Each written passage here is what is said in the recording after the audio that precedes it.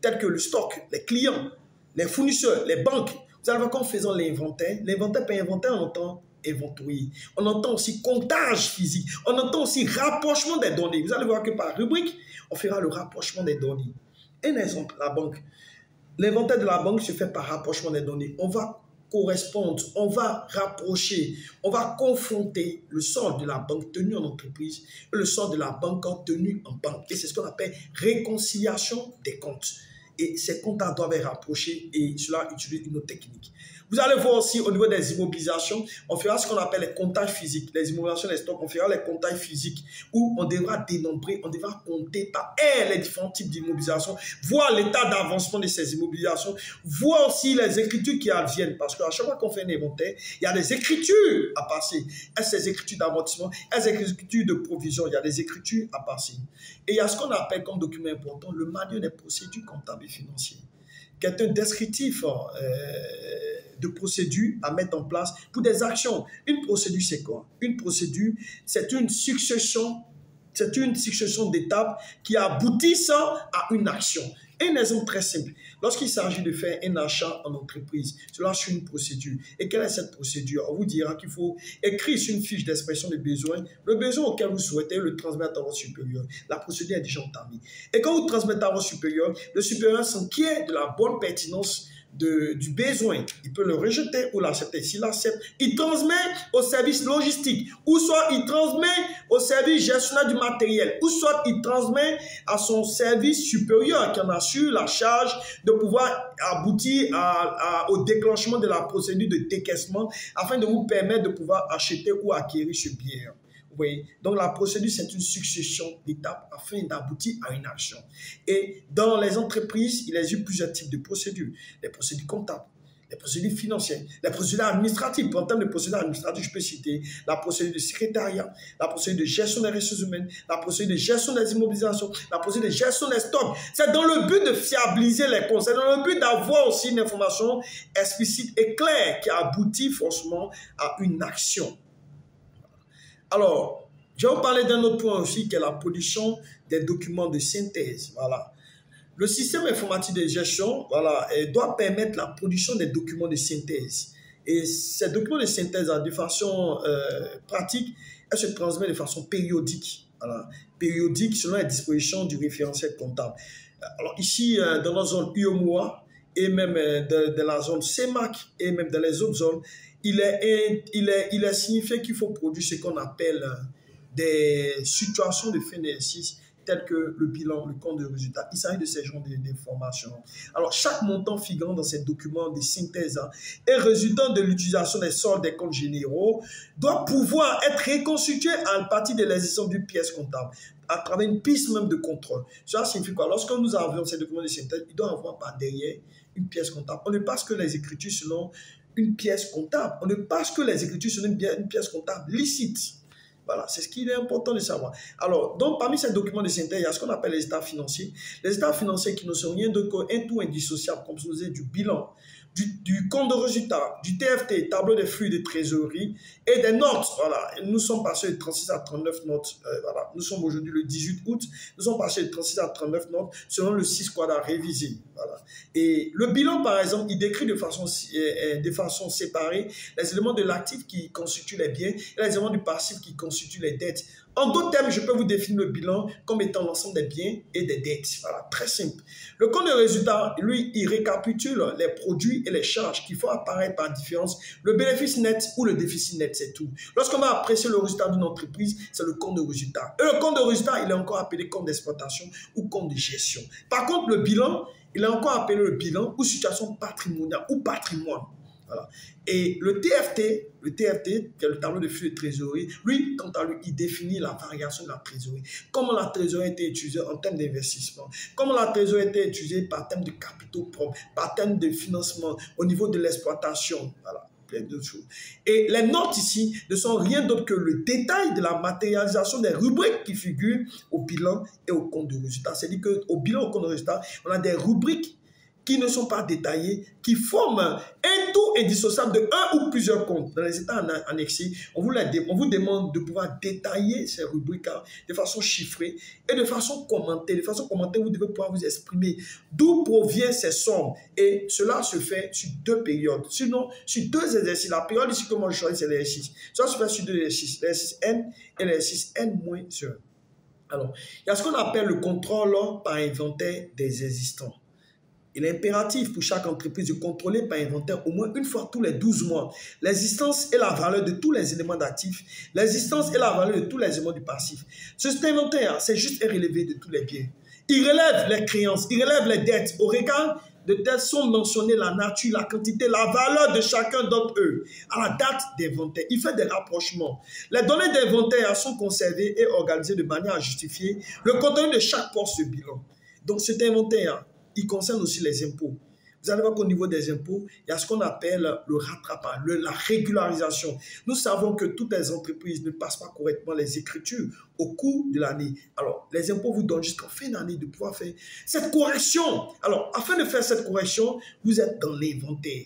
Je dirais même que lorsque vous arrivez au 31 décembre, la première balance que vous produisez, c'est ce qu'on appelle la balance avant inventaire. Et une fois que vous avez la balance avant inventaire, vous passez ce qu'on appelle l'inventaire. Et l'inventaire est rattaché aux écritures qui adviennent, appelées écritures d'inventaire. Donc les écritures d'inventaire ne sont rien d'autre que des écritures correctives, voilà, afin de pouvoir avoir des comptes pertinents et clairs. Alors, quand vous avez ces écritures d'inventaire, il est impératif de tirer à nouveau une autre balance qui est appelée balance après inventaire. Et c'est avec la balance après inventaire que vous montez ce qu'on appelle les états financiers. Voilà. Donc, voici un peu le schéma de la situation du cycle comptable. Donc, le cycle comptable, je résume rapidement. Le cycle comptable, c'est un ordre routinier, voilà, qui vous permet de savoir comment aboutir d'un pôle A à un pôle B. Vous avez, dans un premier temps, la réception des pièces comptables. La réception des pièces comptables qui aboutissent à ce qu'on appelle les imputations comptables. Avant d'imputer, il y a lieu de pouvoir trier les pièces par ordre de nature, ranger les pièces par ordre de nature, les pièces d'achat, les pièces de vente à part, les pièces de caisse à part, ranger les pièces par ordre de nature, c'est ça l'ordre par nature. Vous devez reconnaître une facture d'achat, une facture de vente et les ranger par ordre de nature, les classer et les imputer. Il faut faire une différence entre imputer et enregistrer. Imputer et enregistrer, c'est différent. Les imputations ne sont rien d'autre que les propositions d'écriture. Vous proposez des écritures sur la pièce qui doivent être, ces écritures doivent être validées par votre supérieur hiérarchique selon la procédure de validation des pièces comptables. Une fois que le chef comptable a validé ces écritures, vous procédez à l'entrée des pièces dans le logiciel. Le fait d'entrer la pièce dans le logiciel, nous sommes bien dans l'enrichissement. Et cet enrichissement-là est à effectuer au jour le jour. Très important. Au jour le jour, vous devez procéder à l'enrichissement des pièces dans les différents types de journaux par nature. Alors, ce que je suis en train de vous dire, c'est que vous soyez à jour ou pas, au 31 décembre d'une année, lorsque vous tirez la balance, cette balance est appelée balance avant inventaire. Et il faudrait la classer, ranger et marquer balance avant inventaire. Que vous soyez à jour ou pas. Pourquoi je vous dis un jour pas? Parce que dans l'inventaire, vous allez faire ce qu'on appelle le rattrapage des écritures qui n'ont pas été passées. Dans l'inventaire, vous allez faire ce qu'on appelle le comptage physique de ce qui s'est passé au cours de l'année. Est-ce que cela correspond en fait à la réalité? Et il y aura des écritures par derrière. Donc, l'inventaire va vous permettre de corriger tout ça. Alors, dans l'inventaire, je vous ai déjà cité que l'inventaire ne concerne pas seulement que les immobiliers, les stocks, mais concerne aussi les comptes de banque, les comptes de caisse, les comptes des impôts, les comptes des dettes, tous les comptes. Voilà, on inventorie tous les comptes. Même des pièces saisies, des pièces non saisies. Parce qu'il y a lieu de voir, afin de pouvoir passer toutes les écritures qui sont affectées à l'entreprise, toutes les pièces. Il y a ça aussi à lieu de faire. Et ça, lorsque vous les faites, il y a des écritures qui sont passées, qui sont appelées écritures de régularisation. Par la suite, vous tirez une autre balance qui est appelée balance après inventaire. Même si vous tirez la balance après inventaire, que vous rappelez les écritures à passer, vous les passez et vous tirez une autre balance qui est appelée, la dernière balance est appelée balance après inventaire. Et c'est avec cette balance-là que vous montez les états financiers. Une fois que vous montez les états financiers qui ne sont rien d'autre que tout indissociable, composé du bilan, compte de résultat, TFT état annexé, voilà. Vous faites ce qu'on appelle la clôture des comptes afin d'éviter qu'on puisse trop tripatouiller vos comptes. C'est très important, afin d'éviter qu'on puisse trop tripatouiller vos comptes. Donc, des cas pratiques seront traités en live, voilà, pour ceux qui ont souscrit à cette formule en live avec le formateur voilà, que je suis, ou soit avec un autre formateur du KBFEC, voilà, afin d'avoir une meilleure compréhension voilà, appréciable de ces états financiers. Donc, ne vous en faites pas, nous avons la crème des crèmes qui va vous permettre de pouvoir de joindre l'acte à la parole au niveau de la pratique d'un ou plusieurs autres cas. Voilà, c'est à force de faire ces différents cas que vous serez bonifié. Voilà. Donc, voici un peu ce que je peux vous dire au niveau de l'organisation comptable. Nous allons passer à un autre point qui est appelé le cycle comptable. Alors, le cycle comptable, il se définit comme une série d'étapes, voilà, selon notre routinier systématique des biens, des cheminements d'opérations depuis la naissance jusqu'à l'établissement des états financiers. C'est-à-dire que la finalité de toute comptabilité, ce sont les états financiers, mais cela suit un ordre donné. On part d'où à où pour aboutir aux états financiers. C'est ça le cycle comptable. Les objectifs ici sont de tenir à jour les différents documents comptables, voilà, afin de permettre la présentation des états financiers qui se rapportent à l'exercice en question. Et ces états financiers doivent être pertinents et justes et très clairs. Sur le cycle comptable, certaines tâches sont quotidiennes, d'autres tâches sont périodiques. Vous allez voir qu'en tant que comptable et financier, il est impératif pour vous de savoir les tâches qui sont dites quotidiennes, les tâches qui sont dites mensuelles, les tâches qui sont dites trimestrielles et annuelles. Donc, nous allons voir ça ensemble, les étapes du cycle de la comptabilité. Alors, qu'est-ce qu'on appelle un cycle? Un cycle, un tournant. Voilà, un tournant qui vous permet de passer d'un pôle A à un pôle B. Si on donne le cycle de vie humaine, on commence par la naissance et on termine par la mort. Et ensuite, il y a la naissance et la mort. La naissance et la mort. Mais de la naissance à la mort, il y a plusieurs étapes parce que l'enfant étant bébé, il grandit. Il grandit jusqu'à ses 10 ans, 14 ans, c'est l'âge de l'adolescence. Il répond à certaines situations. Et après l'adolescence, il grandit, il est mature, 20 ans, 21 ans, 22 ans, jusqu'à 25 ans, il se marie peut-être. Et jusqu'à ce qu'il atteigne un certain âge de la maturité, voilà, 50 ans, jusqu'à qu'il atteigne notre âge, 70 ans, il devient un peu vieux, 80 ans, il n'arrive pas à faire. C'est pareil avec la comptabilité. On débute par la réception de la pièce jusqu'à l'état financier. Et de la pièce, de réception de la pièce jusqu'aux états financiers, il y a plusieurs étapes qui aboutissent aux états financiers. On ne montre pas les états financiers comme ça. Donc, dans les étapes du cycle de la comptabilité, il y a des tâches qui sont quotidiennes. La préparation, par exemple, dans les tâches qui sont quotidiennes, il faut préparer les pièces comptables.